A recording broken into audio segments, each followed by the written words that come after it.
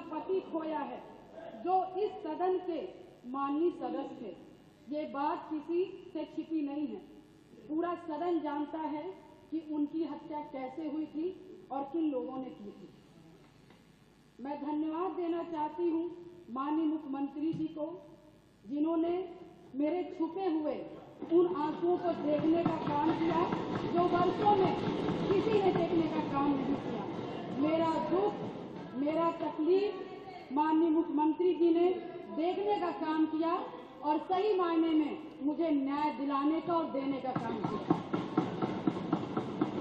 माननीय अधिष्ठाता महोदय जी, मुझ जैसे पता नहीं कितने प्रयागराज में पीड़ित परिवार को माननीय मुख्यमंत्री जी ने ऐसे अपराधियों को दंड दे करके उनको न्याय दिलाने का काम किया है। और कल शायद मेरी प्रयागराज की जनता मुझे सुनेगी तो वो लोग भी माननीय मुख्यमंत्री जी को धन्यवाद देने का काम करेंगे पुनः दोबारा।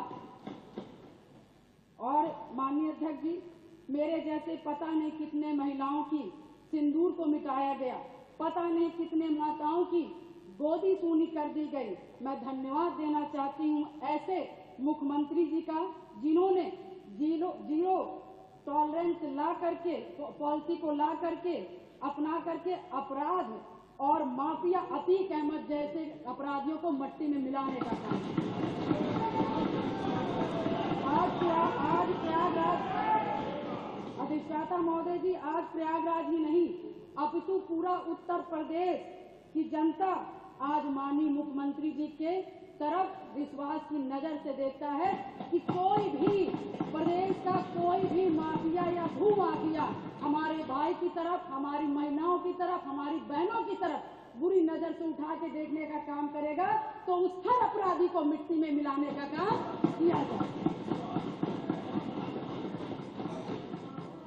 और माननीय अधिष्ठाता महोदय जी, मैं ये कहना चाहूंगी कि कोई जिसकी सबसे बड़ी बात, क्योंकि जो करके दिखा दे उसी पर विश्वास किया जाता है। मैं भी 3 बार इस सदन की विधायक रही हूँ, बहुत छोटी उम्र से रही हूँ। सबके विश्वास और सबकी आस से मैं यहाँ पर आई हूँ।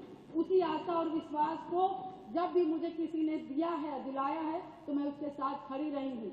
मैं कहना चाहूंगी कि इसकी सबसे बड़ी नजीर प्रयागराज में आपने हत्याकांड में देखा होगा, जिस तरह से जिसमें मेरे पति की हत्या हुई थी और जिस घटना को पूरा प्रदेश जानता है। मैं माननीय मुख्यमंत्री जी के आने के बाद मुझे न्याय मिला। मेरे पति के हत्यारे अतीक अहमद को माननीय मुख्यमंत्री जी ने मिट्टी में मिलाने का काम किया। मैं उनके इस जीरो टॉलरेंस की पॉलिसी का समर्थन करती हूँ और मुझे लगता है कि इस बात को मैं नहीं कहना चाहती थी, क्योंकि मैंने आज तक चाहे सदन हो, चाहे सड़क हो और चाहे मेरा घर हो, चाहे परिवार हो, मैं भले मैं विधायक बनी मगर मैंने बहुत ही शालीनता से अपना परिवार, अपना समाज और सदन की मैंने हमेशा गरिमा बनाए रखी। मैंने कभी भी किसी का अपमान नहीं किया। मगर मैं विधायक से पहले मैं 9 दिन की ब्याहता थी।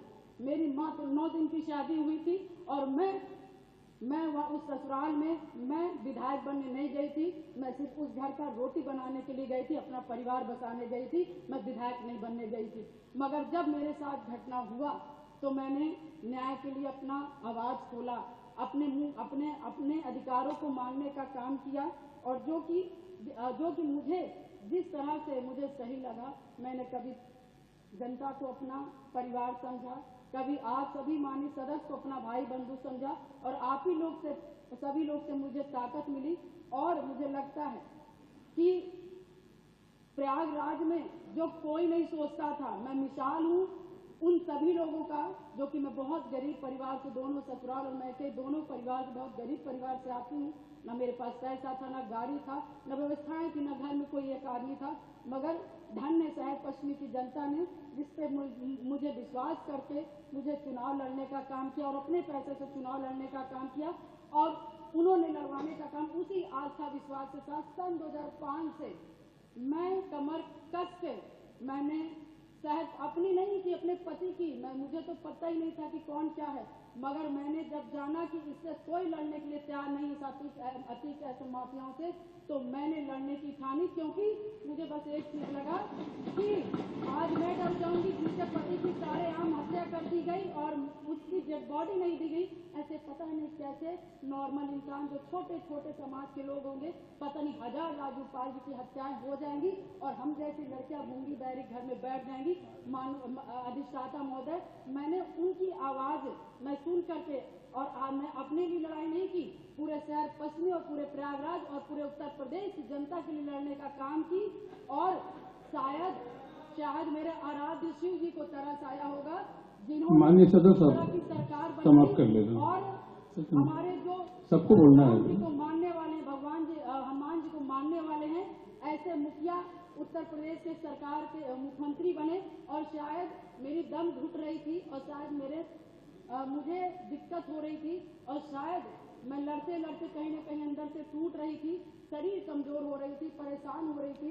ईश्वर को भी तरस आया और महाराज जी को भी तरस आया और मुझ जैसी महिला को न्याय दिलाने का काम किया। उत्तर प्रदेश की जनता को मुझ जैसी महिलाओं को न्याय दिलाने का काम किया। अब आप